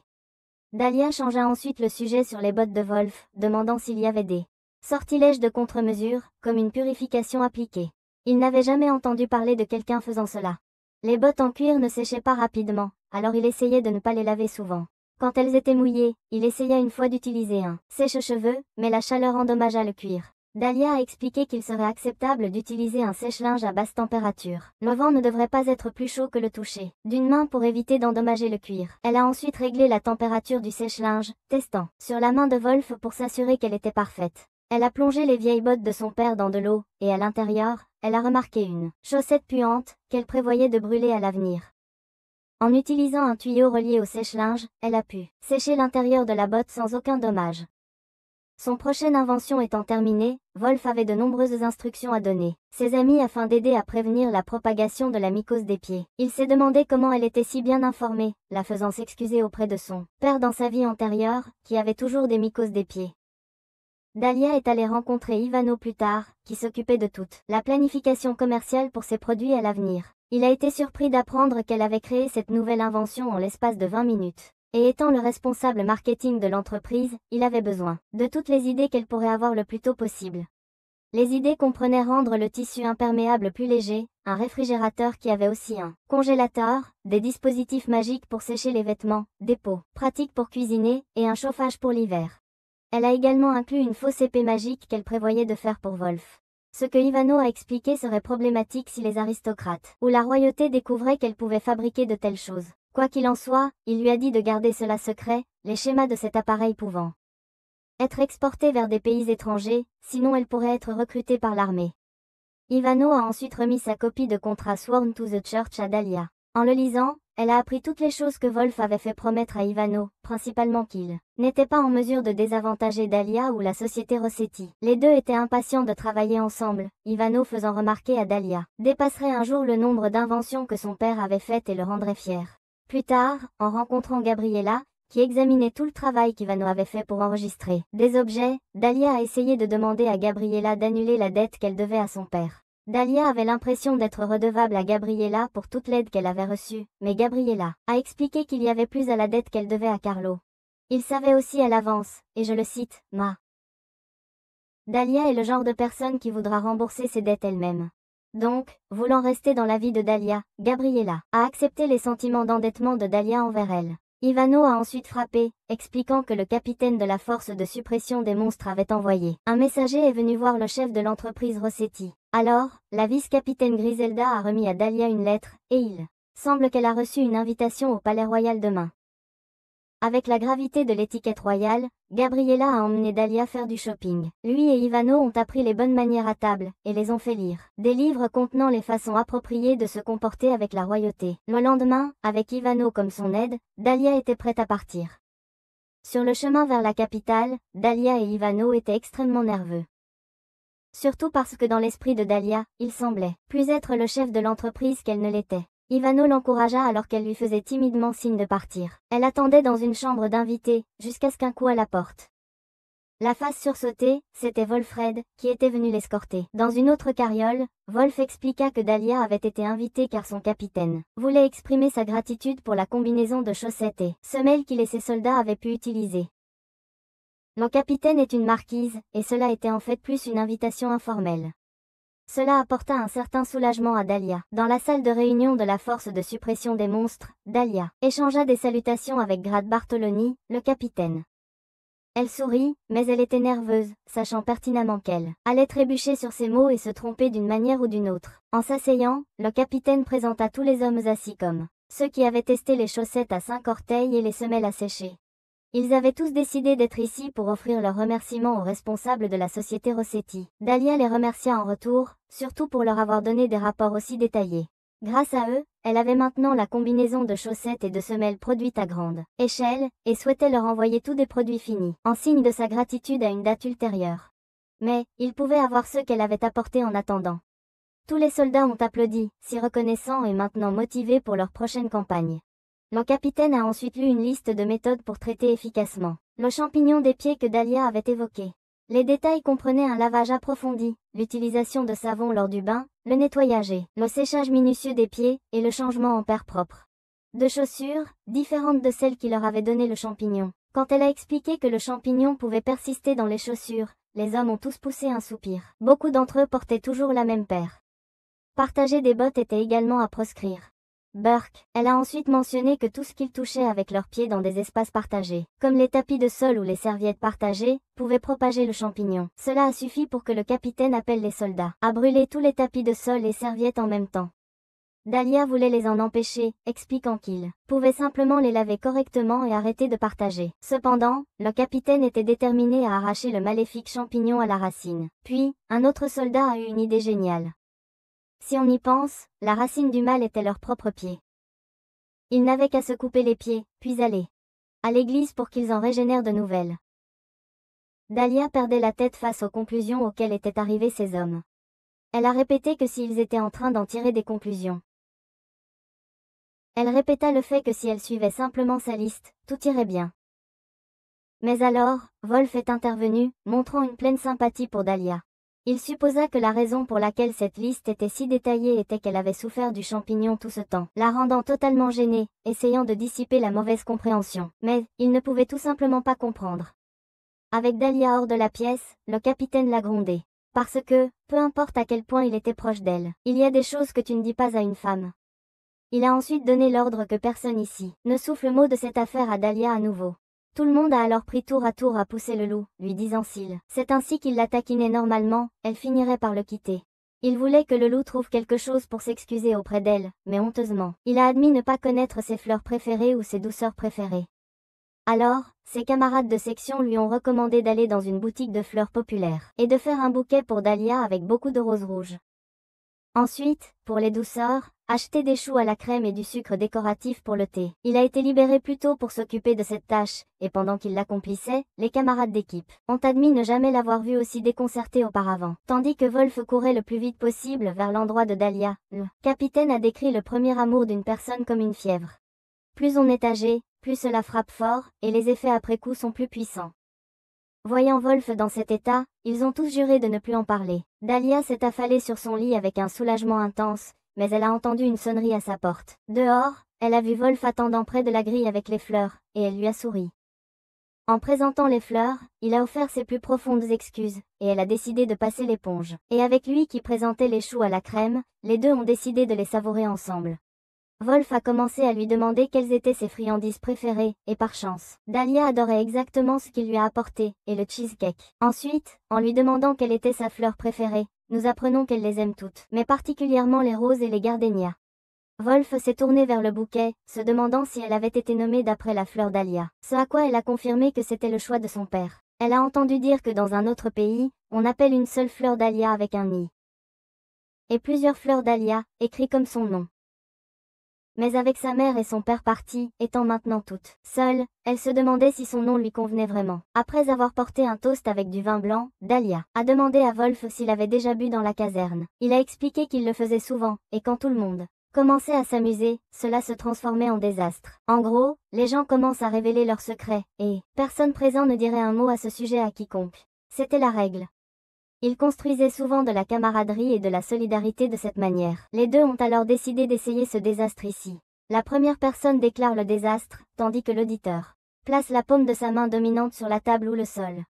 Cela symbolise que si vous en parlez à des étrangers, ils pourraient couper cette main. Avec un lancer de pièces, Dahlia a été décidément choisie en premier. Elle a parlé de la façon dont sa mère est allée chez ses parents pour accoucher d'elle et n'est jamais revenue auprès de Carlo. Après la naissance de Dahlia, sa mère l'a confiée à Carlo et est partie épouser quelqu'un d'autre. Donc, Dahlia ne connaissait pas sa mère. Wolf se sentait un peu mal, comme s'il avait forcé Dahlia à lui révéler un tel secret. Mais, elle l'a accepté, pensant qu'il serait préférable d'entendre cela d'elle plutôt que d'une autre personne. Dahlia a appris que sa mère aimait son père suffisamment pour le pousser à l'épouser. Elle se demandait si sa naissance avait d'une certaine manière rompu ce charme d'amour. Mais Carlo n'a jamais dit du mal de la mère de Dahlia. Quand elle était petite, elle n'a vu son père pleurer qu'une seule fois. Il s'était endormi, affalé sur son établi. Et à côté de lui se trouvait une lettre informant Carlo que la mère de Dahlia était morte de maladie et que ses funérailles avaient déjà eu lieu. C'était ça et l'emplacement de sa tombe qui constituait le seul contenu de cette lettre. Dahlia était furieuse et envisageait de déchirer la lettre. Puis, elle se demanda si son père avait voulu l'empêcher de le voir pleurer. Elle se demandait s'il pleurait parfois en secret. Elle se demandait s'il était peut-être encore amoureux de sa mère. Dahlia n'avait aucun souvenir de l'avoir jamais rencontrée, mais elle supposait qu'elle avait la même couleur de cheveux. La même couleur que la femme qui l'avait abandonnée. Wolf rassura Dahlia en lui disant qu'elle était une personne à part entière car les enfants ne suivent pas leurs parents éternellement, ce qui la fit sourire. Maintenant, c'était son tour. Sa mère était une chevalier qui gardait la duchesse. Mais peut-être grâce à sa beauté et à sa magie de glace, elle est devenue la troisième épouse de son père. Apparemment, à cause du manque de magie de Wolf, son père ne s'y intéressait pas. Il a donc appris l'épée de sa mère et a rejoint la force de suppression des monstres. Quand il avait 10 ans, ils ont été attaqués par des bandits. 20 personnes sont mortes, y compris sa mère. Elle et les autres chevaliers protégeaient la première épouse de son père. Lui et son frère. Ils ont donc tous survécu, après avoir passé plusieurs jours en traitement. Dans une église, Wolf est revenu et tout était fini. Tous les proches de la deuxième épouse étaient morts, et elle-même avait rejoint un couvent en deuil. Perdre sa mère était douloureux. Interagir avec les gens lui rendait la survie difficile. Mais il n'y a pas longtemps, il a appris que son frère aîné souffrait encore plus que lui. Il n'a jamais considéré les sentiments de son frère. Il était content d'apprendre cela maintenant, cependant. Sinon, il aurait continué à penser qu'il était le seul à souffrir et aurait continué à fuir. Wolf voulait une épée magique parce qu'il se sentait faible. Il ne savait pas utiliser la magie et croyait qu'une épée magique lui donnerait de la force. Il voulait que les cauchemars s'arrêtent. Sa mère, allongée par terre. Lui, incapable de la sauver. Il ne voulait jamais revivre ça. Mais maintenant, il voulait devenir plus fort pour la dépasser. C'est pourquoi il veut une épée magique maintenant. Dahlia ressentait un lien dans les histoires qu'il partageait. Elle était déterminée à l'aider à fabriquer une épée qui réaliserait son souhait. Le loup la remercia et mentionna vouloir rendre visite à la tombe de sa mère. Dahlia admit la même chose pour son père. Elle mentionna ensuite les cauchemars qu'elle avait occasionnellement. Des fois où, même s'il y avait des gens à proximité, elle n'en demandait l'aide à aucun d'eux. Elle s'affaissait juste sur son bureau et mourait. Wolf jura que la prochaine fois qu'elle ferait ce cauchemar, il viendrait la sauver avec tout ce qu'il avait. Mais elle se demandait comment il entrerait dans son rêve. Elle appréciait toutefois la pensée. Dans ce rêve, la dernière chose qu'elle voyait était son bureau. Face contre celui-ci, c'était tout ce qu'elle pouvait voir. C'est pourquoi elle décida de vivre sans baisser la tête davantage. Wolf ressentait sa détermination. Il a évoqué comment elle avait mentionné que son nom ne lui convenait pas, parce qu'une seule fleur est une dahlia avec un i, et plus d'une est des dahlias, l'orthographe de son nom. Il ressentait que, même si elle pouvait se sentir seule, il y avait encore des gens autour d'elle. Il ne pouvait pas l'expliquer, mais pensait que son nom lui convenait beaucoup mieux qu'elle ne le pensait. Se tenant droite, sans baisser la tête, s'épanouissant vers le ciel. C'est qui Dahlia était pour lui. Finalement, les jours et les saisons sont passés. Cela faisait un moment que Wolf n'était pas venu rendre visite à Dahlia chez elle. Lors de sa dernière campagne, la force de suppression a dû écraser une bande de harpies, chassant des moutons et des enfants dans un village voisin. Tout le monde est sorti sain et sauf, grâce notamment au bracelet que Dahlia lui a fabriqué. Lorsque les enfants enlevés tombaient du ciel, il utilisait le bracelet pour se propulser vers eux et les rattraper. Dahlia était heureuse de pouvoir être utile. Maintenant, elle était prête à prototyper une nouvelle épée magique. La dernière fois, ils avaient utilisé une boue noire pour faire une épée courte qui ne pouvait pas être tenue à main nue. Donc, son plan cette fois était d'utiliser une boue jaune, qui contenait de la magie de la terre. Les deux se mirent au travail, fabriquant un solvant qu'ils pouvaient utiliser. Cependant, cela ne semblait pas avoir beaucoup d'effet sur l'épée et le fourreau. Dahlia soupira devant l'échec de sa tentative, mais ensuite, commença à penser qu'elle avait peut-être besoin de la corne de licorne. Elle avait une autre idée, cependant. Puisque la magie terrestre fonctionnait sur les slimes noirs, ils pouvaient utiliser ce solvant sur la première épée magique qu'ils produisaient. Ils l'ont trempé dedans, et en plaçant de la viande sur la courte épée, ils pouvaient voir qu'il n'y avait plus aucun danger. Wolf a alors essayé de la tenir avec ses mains nues et de la balancer. Il n'y avait aucun problème. Il a émis de l'eau, et la gaine s'est sentie plus légère. C'était un succès. Il n'aurait maintenant aucun problème à appliquer cette technique à une épée plus longue. La célébration a été interrompue quand ils ont vu l'épée courte bouger comme si elle avait une volonté propre. Dahlia a essayé de rassurer Wolf en disant que c'était juste des secousses, à cause du conflit entre les magies élémentaires. Il n'y avait certainement aucune conscience ou quelconque esprit qui se moquait de l'épée. En rangeant, Wolf a repéré une boîte contenant l'écaille d'une couleuvre miroir. On disait qu'elle avait des propriétés capables de tromper la vue. Un client a eu la gentillesse de l'envoyer à Dahlia, et elle a été surprise que l'éclat soit si beau et a pensé que c'était d'une serpent arc-en-ciel. Les gens disent que les lanternes imprégnées d'écailles de serpent arc-en-ciel vous permettent de voir l'avenir. Elle s'est excitée, voulant utiliser l'écaille dans son prochain projet. Mais en la touchant, l'écaille s'est répandue et a émis une lumière qui a envahi toute la pièce. Elle s'est réveillée dans une autre pièce, habillée avec soin. Et là, Wolf a demandé l'honneur de danser avec elle. Elle et Wolf ont dansé avec beaucoup de beauté et de grâce sur la piste de danse. Tous deux se sont réveillés de l'illusion, se demandant si c'était ou un avenir à venir. Cette écaille aurait-elle réellement pu venir d'un serpent arc-en-ciel? Wolf a demandé à Dahlia si elle voulait danser, donc, je suppose qu'il a dû voir la même vision. Il a alors commencé à penser s'il y avait une chance que ce soit le futur, il valait mieux qu'il commence à s'entraîner. Les deux se sont dit au revoir pour la soirée, Dahlia soupirant de soulagement.